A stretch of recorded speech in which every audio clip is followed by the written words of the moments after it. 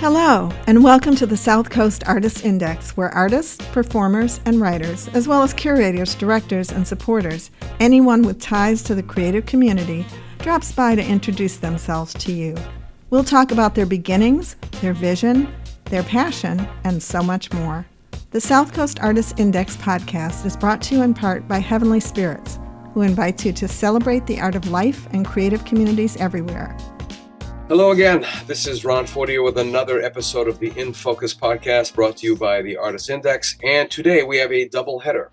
We don't have too many of those, but we also have a first. And before we get going with that, I'm going to have our guests introduce themselves. Notice the plurals and also spell their names. Because to me, that's an important thing, especially when you're listening to a podcast, you're driving in a car and you're like, oh, I've got to go Google that guy. And it's like, oh, wait a minute, how do you spell his name? Right? So with that in mind, let's get rolling. Guest number one. Ladies first. Oh, me first? Okay. So hello, my name is Alyssa Botelho. It's spelled ALYSSABOTELHO. I'm a filmmaker born and raised in Fairhaven. I recently graduated college from the University of Rhode Island in 2021. And my niche has become historical fiction. So that's mainly what I deal with my films. And proud member on the board of directors of the New Bedford Film Festival, which we're excited to talk about today. Great. Awesome. My name's Ethan de Aguiar. I'm very particular about my last name. So it's ETHAN, lowercase de, space, capital AGUIAR. It's the Portuguese spelling. So I'm very proud of that. Filmmaker, editor, producer, and self-proclaimed entrepreneur. I like to kill the notion that there are starving artists, and I want to change that to thriving artists. And I believe that everyone can have a fruitful career in the arts. I graduated a long time ago. We don't have to talk about that. And recently became the co-founder of New Bedford Film Festival, and very excited to bring that to New Bedford. And with that, let's segue to that. The New Bedford Film Festival.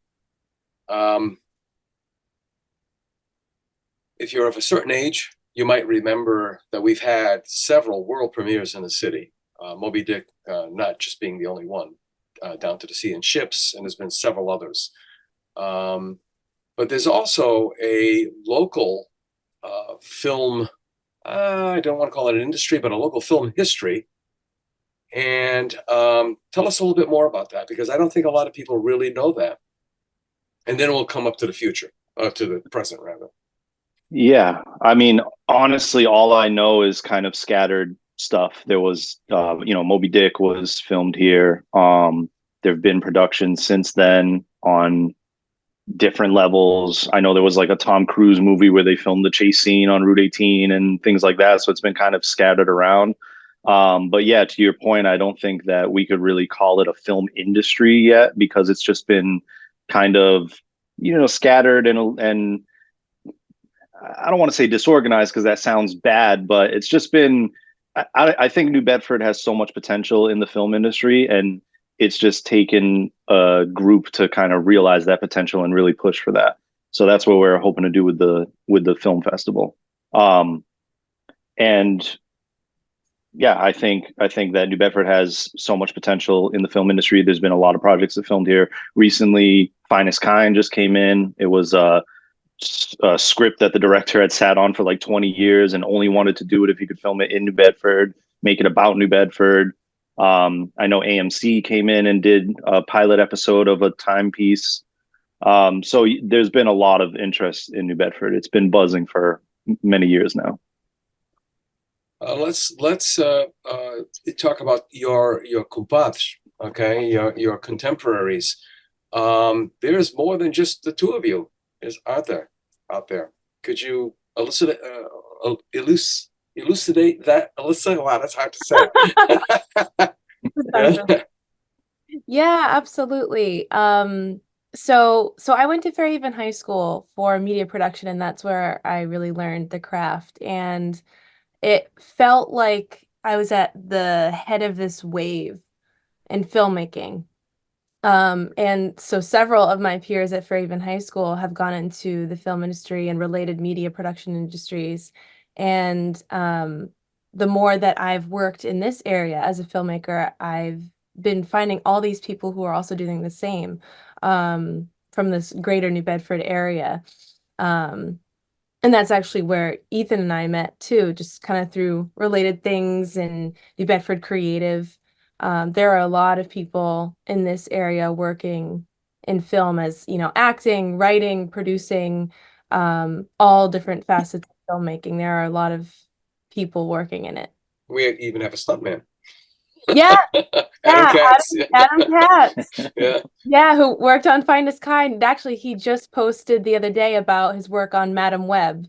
So, right now we're buzzing with that because that's come out. Yeah, there are so many people working in the film industry. Don Burton. Yeah. Yeah. Anybody else? Because we really need to get a list. Well, you will have a list. We're working on that. Yeah, we're working on that. No, there's so much talent in this area. Don Burton, Nick Francis with the Franchise Group has done amazing things, especially in the commercial sector with these really creative videos. I saw one video he did for a client where they did like a Back to the Future spoof, and they rented a DeLorean, and it was amazing. Yeah, Drew Furtado, Don Burton, Nick Francis. There's so many talented individuals that don't get enough recognition. There's a big music video scene in New Bedford. And I think one of the things we want to show people is that those skills in making those really, professional, high quality grade music videos can be transferred into the film industry as well. So there's a lot of like unknown, on the cusp of blowing up potential in New Bedford, and we're hoping to expose a lot of that. We even have a writer, producer, director out of New Bedford High School. Actually, he was involved with Finest Kind. I never remember his name. And that's awful. I mean, the guy I think has won an Academy Award. I'm so bad with names too, but again, this is we're going to do all the work to make sure that everybody's name gets on this database, so everybody gets the exposure that they deserve. So tell us, what does the film festival entail? Okay, so I'm interested in it, and I want to see how I can participate as a viewer, an audience member. Well, what will I experience? All right. So the film festival is kind of broken up into two parts. There's the actual festival, which will take place April 18th to the 21st. And that's a 4-day event celebrating filmmaking and just a love of cinema. So there will be opening night celebration at the Whaling Museum.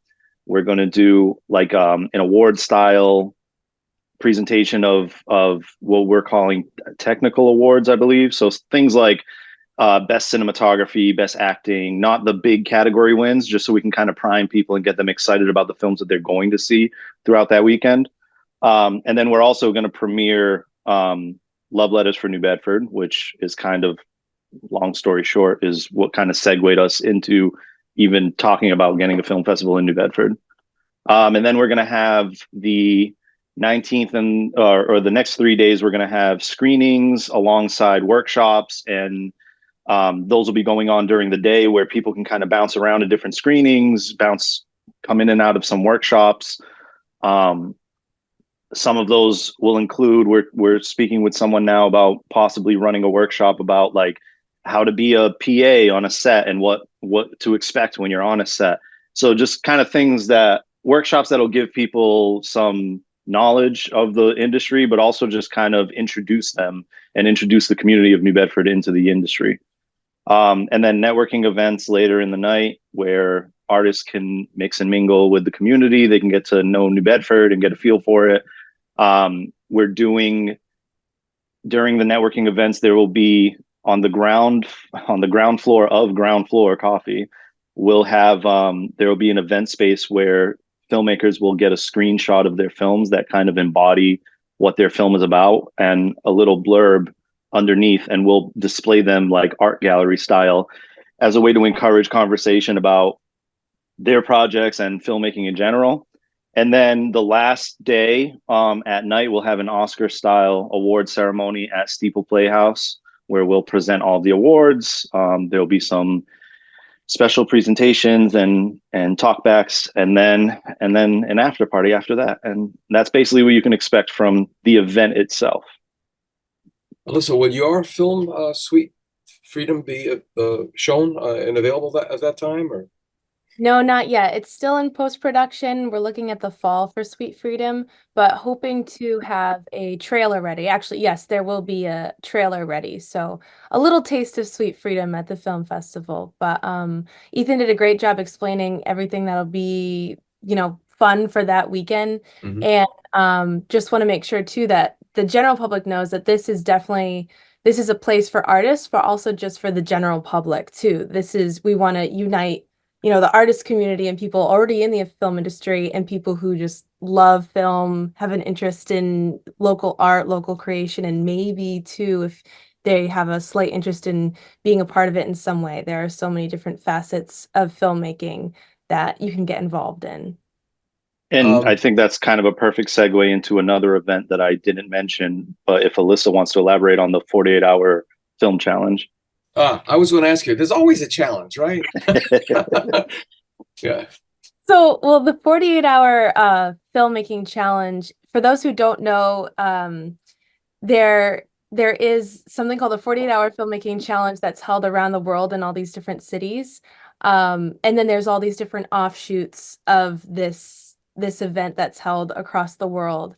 And for New Bedford, we are organizing something for late March, and it's basically you have to make a short film in just one weekend, 48 hours.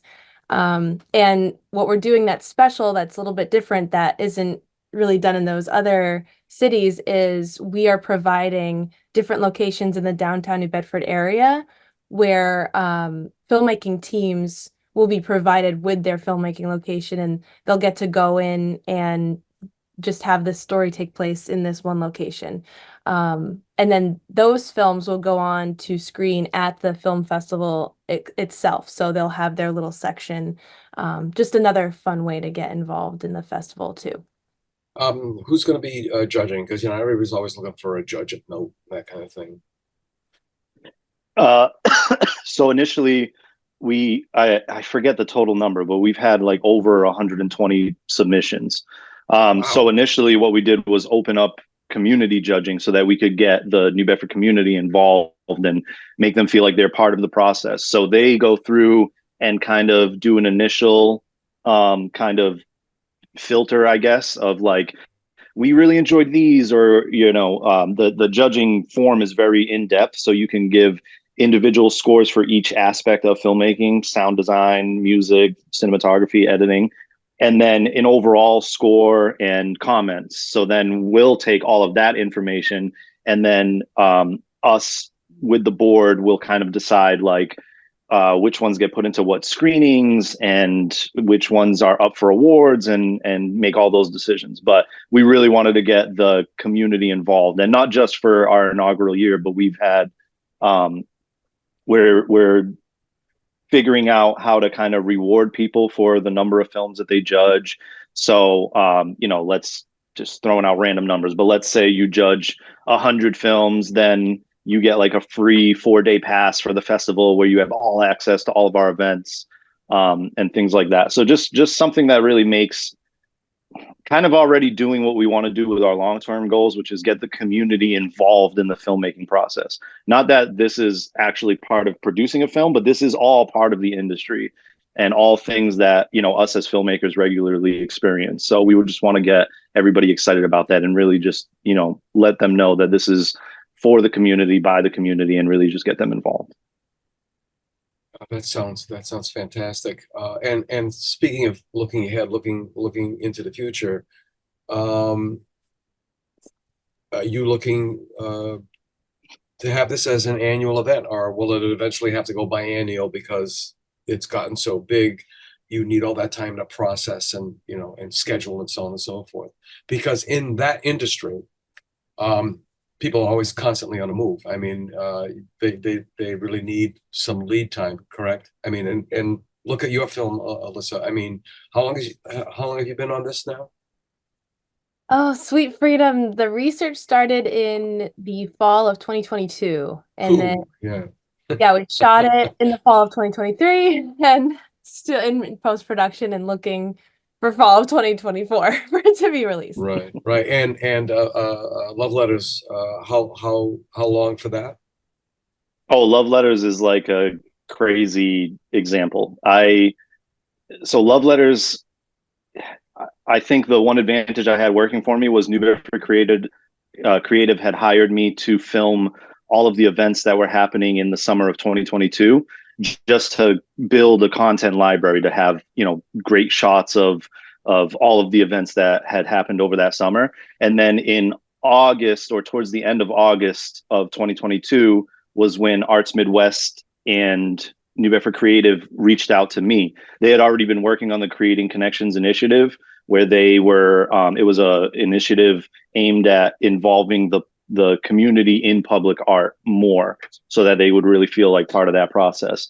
And initially they brought me on board in August to kind of highlight the artists that had projects going on and do a highlight video. And then as I started interviewing people, I was just like, this is morphing into something way more special and deep than we thought. But the actual process of interviewing and everything, I mean, I started really filming interviews and all of that stuff in September. I was editing throughout. I mean, I was still shooting in October, but it was kind of coming to an end. And then October and November, editing the whole thing. And then December, we released a private screening of it. And then it just went on a year-long film festival run. But that's not typically how these kinds of productions go. Well, yeah. And it's, it's obviously a different type of filmmaking compared to Alyssa. It's more montage. Yeah, mine was very much more maybe. It's a mini documentary. So right, those, right. You're filming things kind of as they are, instead of building sets and wardrobe and make. There was a ton of the process that I didn't really have to worry about, that Alyssa had to deal with, which is why like horses. Those kind of things. Horses, yeah, firearms. exactly. Yeah. That's what's fun though about filmmaking. It's so different, just crossing the line from documentary to narrative. Like there's wicked different challenges, and it's so fun. It's cool. Or some documentaries that actually have both. So they're doing reenactments, which is amazing. There was several years ago. This is before streaming media and so on and so forth. My cousin called me from Canada to tell me that they were doing a genealogy series on Canadian television called Origins in English. And that lo and behold, the 40ers were one of the 12 families featured, which kind of floored me. What's amazing is when they did the reenactment of the progenitor, actually it was the progenitor's son. I don't know if it's just coincidental or whatever, but the progenitor used to scream at his sons a lot. I said to my brother, well, we know where that gene came from. But seriously, going back to Love Letters, I really smell a series. This is like volume 1, volume 2, job security. So very much of the mindset that great stories are great because they have an end. And Love Letters to me is a one-off. I mean, I'm not going to be able to capture that lightning in a bottle again. No way. Maybe for other projects, sure. However, the template that was used for Love Letters is something that's very special, and I will be able to replicate that. What I'm actually doing now is working with the tourism department and another tourism department in the Midwest, where we are kind of taking that template and seeing what we can do with other communities with that. So giving tourism departments kind of what they need in terms of marketing, but doing it in a way where we're making these like mini docs of cities, of really going in, immersing myself in that community, finding out, talking to community leaders and business owners and individuals to really get a grasp on what makes that location so special already, and then telling that story in a mini doc form of and that will get people to the tourism department will be able to use that for their marketing purposes. But it's more than just like, hey, come visit us for a weekend because we have a bunch of cool stuff. It's more like, come move here, come start a business here, come start a family here, and really just get a sense of place about any city, really. Don Wilkinson, who writes for the New Bedford Light online publication, his last piece covered a theme, a sense of place, that coincidentally occurred in two locations, one in New Bedford at the New Bedford Art Museum, and one at the at Bristol Community College, their gallery. The my God, I'm just blanking out on their name. It starts with a G. This is awful. Anyway, they both had this theme going, and now I hear you speaking, and then Alyssa did this film about actual people that, even though it's historical fiction, and historical fiction has got that really weird little line in it because a lot of it is true, but you can't really know what the character was thinking. You can only do the assumptions and so on and so forth. So this seems to be like a generalized theme in not just this area, but everywhere else, about this sense of place. What do you feel the film festival will do for this sense of place? Because when I left the country, I expatriated in 2016. There was still a lot of negativism in this city. People were like almost embarrassed to say where they came from, which is kind of an odd thing because I've always been a little bit of a cheerleader, having worked in historical preservation for when I got out of graduate school. What's caused this renaissance? That's the word I was been grappling for. What's this renaissance all about? I mean, so I agree and disagree. I think that the negativity is always there. But I do think that there has been a shift happening the past 10 years or so.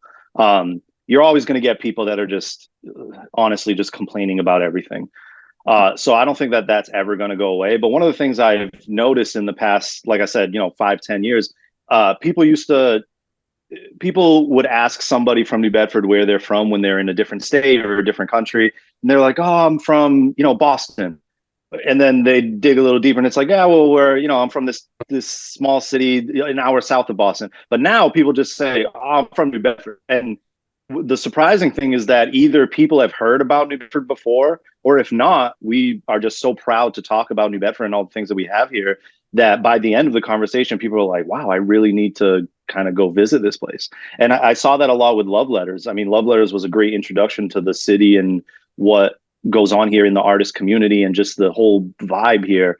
One of the greatest compliments I got on that film was, wow, New Bedford looks like a really beautiful place. I'm going to have to visit soon.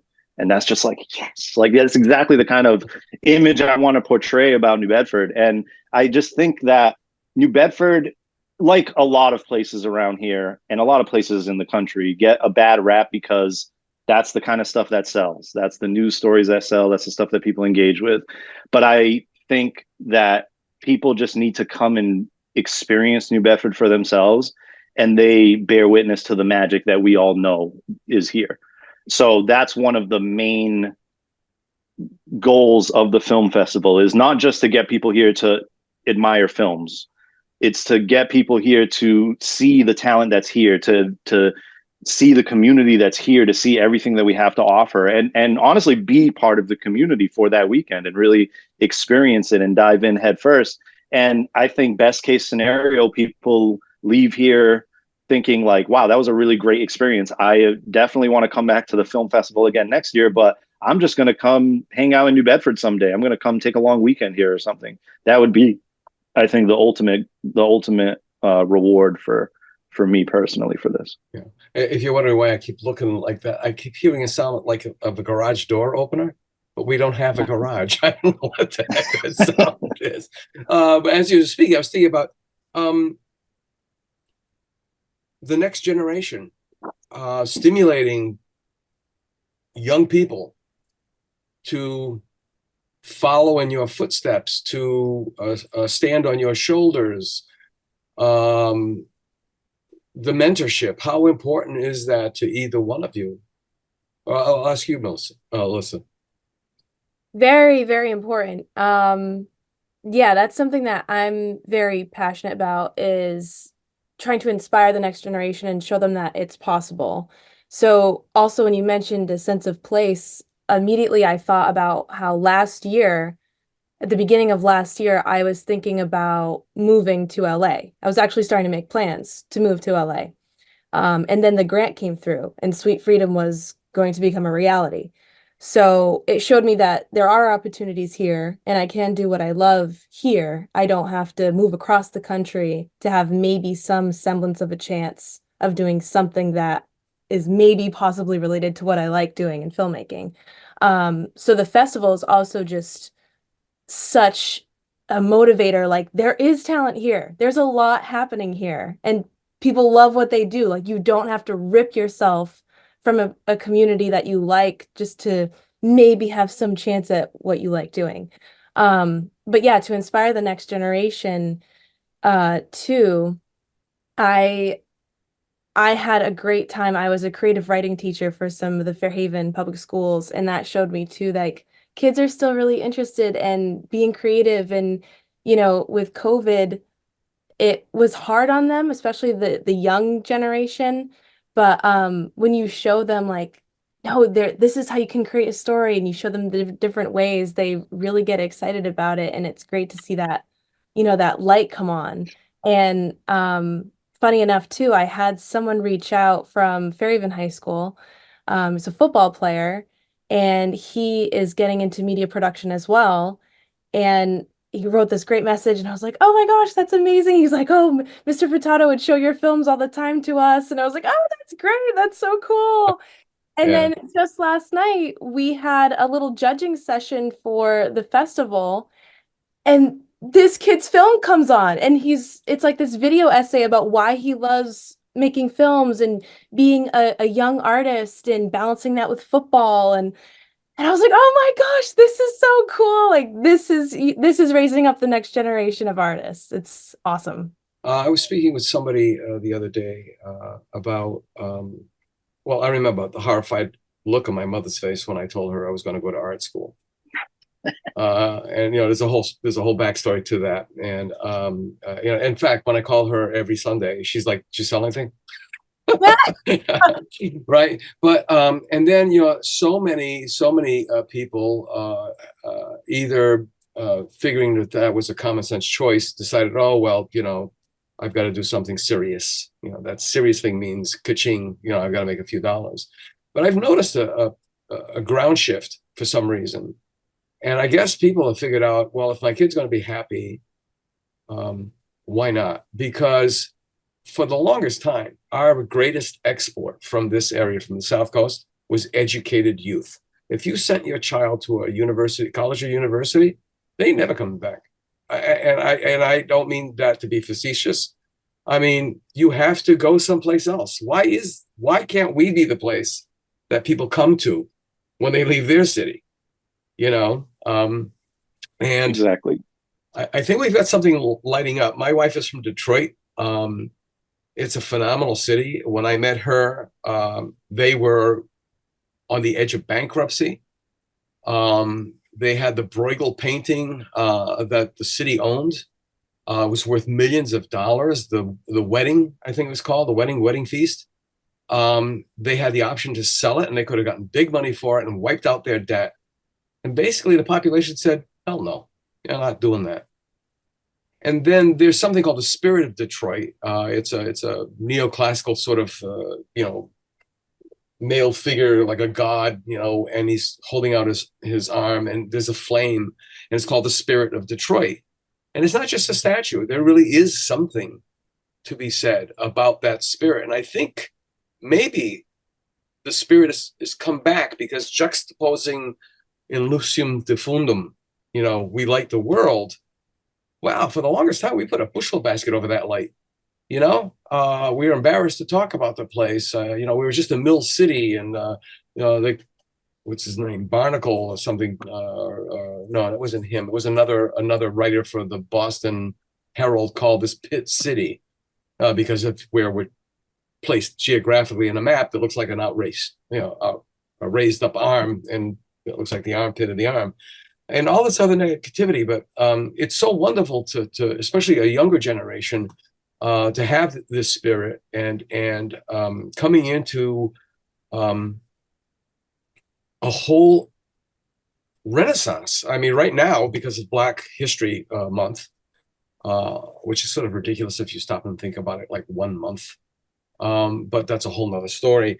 That we compartmentalize a lot of things. And I was speaking with the Mayor John Mitchell, who I invited to be on this show, about when he first was elected. I forgot who it was, but there was a buzz around town. I don't know how they knew, but somebody saw that in his office walls were covered with artwork. And the buzz was, this has got to be a sign. This guy's got it's floor to ceiling with artwork, right? So it's got to be good. And he laughed at it. And then, we were there a couple of Mondays ago for the press conference for there was 80 grantees in the room. I saw you, Ethan. I don't remember seeing you, Alyssa. Were you there? Yes. You were? Oh, okay. I mean, it was a packed room. And I said to him, I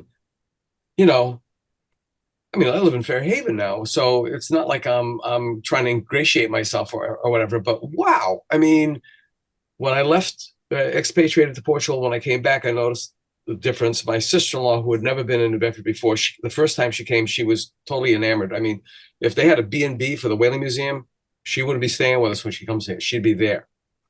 She came back last summer. We went whale watching and stuff like that, and she said she noticed a marked difference, because the first time she came was just before the pandemic, and then she came right after. She noticed a marked difference. She said, it's amazing. The city just keeps ratcheting it up one more notch, things I never noticed before. So that's wonderful. What do people, what do people need to know to access the information about your upcoming film festival? And will you be doing some teases and so on and so forth to let them know what's going to happen? Yeah, you can follow us on Facebook, Instagram. We have the newbedfordfilmfestival.com where you can sign up for our newsletter, things like that.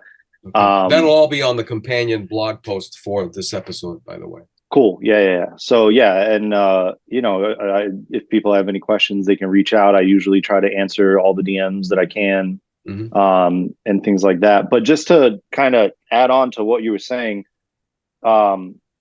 so I have a mess of thoughts that I'm going to try to narrow in to circle back to your question about the youth in the future. Hey, we're all Portuguese. We know that doesn't work. Yeah, that's how it goes. It's like bing, bing, bing. It's like a pinball machine. We just hit a bumper and we're off in another direction. Yeah. It's all connected. Yeah, right? like I was saying, and it's like, that was an hour and a half ago. What do you mean? But yeah, so you talk about a renaissance in New Bedford, and I think that it had been happening for a long time, but it was kind of bubbling under the surface. And when the pandemic hit, I think one of the most surprising things that we saw was that art was in demand. Art was, people still wanted it. There was artists that had a regular job that got shut down, so they had to collect unemployment, and they got back to their art practices. I remember talking with a lot of my artist friends that were like, I don't understand why I ever stopped. I don't understand why I never pursued this full time. So a lot of people kind of kicked off their careers like that. I kicked off my solo career in 2020. I decided to go into business for myself January 2020, 3 months before we went into, a year-long lockdown. I think that art is one of my favorite rappers ever, Yasin Bey, said, art is the thing that people forget they need until they need it. And I think that that's just so true about New Bedford. And I think New Bedford recognizes that. And there is a renaissance happening, and New Bedford already has a strong, thriving arts community. There's students from all over the world that come to study here because they want to be involved in this community. And I think the same can be true about film.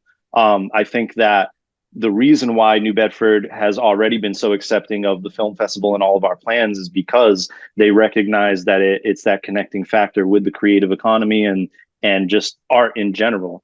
So one of the longer term goals that we're trying to do is really connect with universities and high schools around the area to provide real world practical educational opportunities for students, internship opportunities to be on set, opportunities to learn from practicing professionals in the field. And it is, it's a sometimes inconsistent industry where you don't know sometimes where your next project is going to come from. But I think the more that we engage people, the more that we give them the resources they need, either they're tagging along to some production or they're making productions happen. So I think by creating a database and all of these things where every production coming into New Bedford kind of filters through us and gets dispersed where it should, and we make the connections with people that would be great for this, we're not only importing film productions, but we're also exporting New Bedford talent.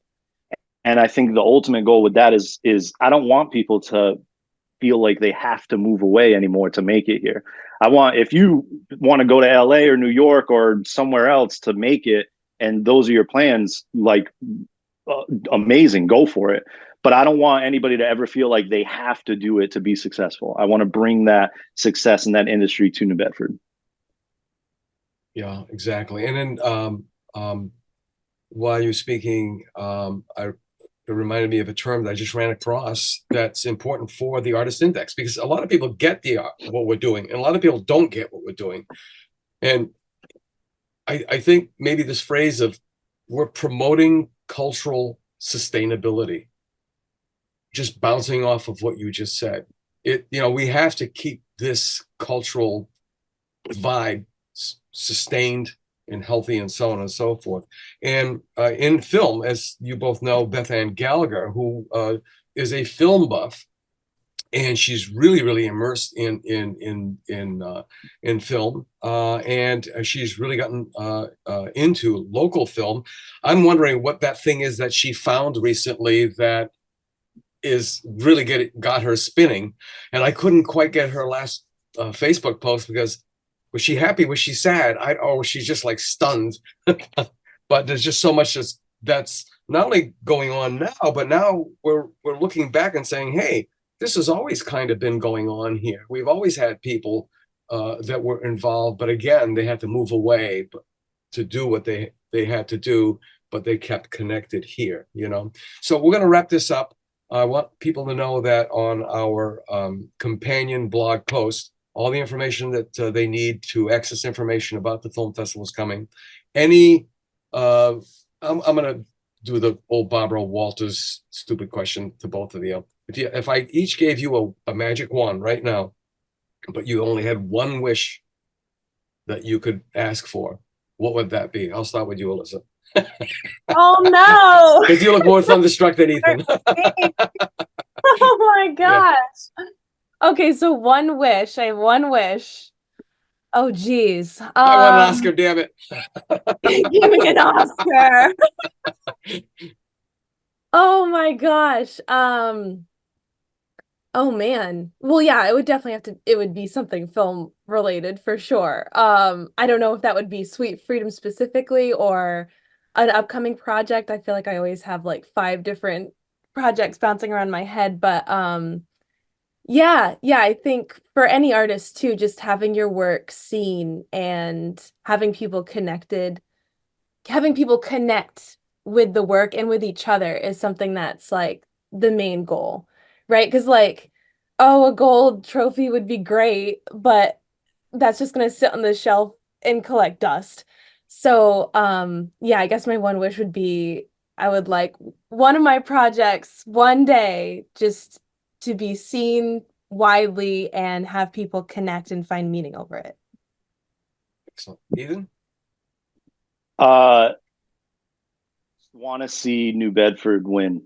I think that we have such a special place here filled of so many special people. And I think that the things that go on here is a great microcosm of how, I mean, call me ambitious, but I think what's going on in New Bedford is one of the ingredients that could make the world a better place. So I just want to see New Bedford get the credit and the everything it deserves.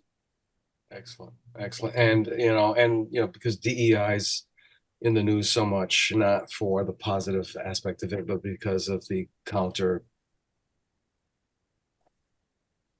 opinions to it. But diversity, equity, inclusion is really what you've got to live in a community where you feel like you belong, where you feel so invested that you don't ever want to move away.